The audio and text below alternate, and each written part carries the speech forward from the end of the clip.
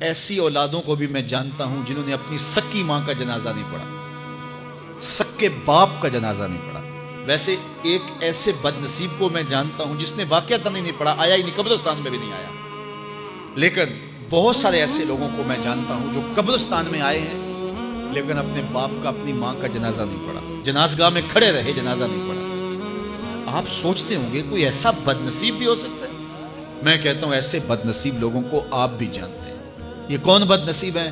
جنہیں جنازہ آتا نہیں، ساری زندگی لوگوں کے جنازوں میں رسماً کھڑے ہو کے آ جاتے ہیں۔ جنازہ آتا ہو تو کچھ پڑھے، جاتے ہر جنازے میں ہیں لیکن نماز جنازہ ہی نہیں آتی، تو کھڑے ہو کے لوگوں کو دیکھ کر کے سلام پھیر دیا، لوگوں کو دیکھ کر کے ہاتھ چھوڑ دیے، اور جو ہے وہ جنازہ پڑھنے گئے تھے۔ اور جب اپنے ماں باپ فوت ہو جاتے ہیں تو کیا سارے کام چھوڑ کے جنازہ سیکھتے ہیں کہ ساری زندگی لوگوں سے فراڈ کیا، دھوکہ کیا، آج اپنی سکی ماں کو دھوکہ تو نہ دوں، آج اپنے سکے باپ سے تو فراڈ نہ کروں۔ ساری زندگی جو لوگوں سے فراڈ کرتا رہا، پھر ایک دن اپنی سکی ماں سے بھی فراڈ کیا، اپنے سکے باپ سے بھی فراڈ کیا۔ اور مجھے بتاؤ شخص سے بڑا کوئی بدبخت ہو سکتا ہے کہ جو اپنی سکی ماں سے فراڈ کرے اور وہ بھی مرنے کے بعد؟ سکے باپ سے فراڈ کرے، اس کی لاش پڑی ہوئی ہو اور وہ اس سے فراڈ اور دھوکہ کر رہا ہو، اگر اس کے اندر ضمیر ہو تو ڈوب کے مر جاتا کہ میں اپنی ماں سے فراڈ کر رہا ہوں اور اپنے باپ سے فراڈ کر رہا ہوں۔ تو یہ کتنی بڑی بد نصیبی ہے کسی اولاد کی اور کسی ماں باپ کی بھی کہ اس کی اولاد بھی اس کے لیے جنازہ پڑھنے کی صلاحیت نہیں رکھتی ہے۔ اور وہ کتنے خوش نصیب ماں باپ ہیں جن کا جنازہ خود اولاد پڑھاتی ہے۔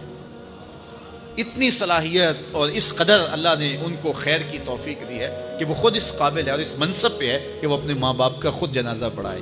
کوئی جنازہ پڑھائے بڑی برکت ہے، لیکن جس خلوص سے بیٹا دعا کر سکتا ہے کوئی اور تو نہیں کر سکتا ہے۔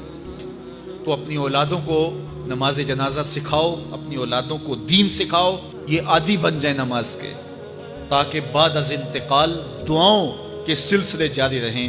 جو شخص روزانہ اپنے والدین کے لیے مغفرت کی دعا مانگے، والدین زندہ ہوں تب بھی، فوت ہو گئے ہوں تب بھی، علماء فرماتے ہیں ساری زندگی اس کے رزق میں بے برکتی نہیں آ سکتی۔ تو اپنے ماں باپ کو خوش رکھیے گا اگر زندہ ہیں تو، اور اگر فوت ہو گئے ہیں تو ان کے لیے دعاؤں کا سلسلہ کبھی بھی موقوف نہ ہونے دیجیے گا۔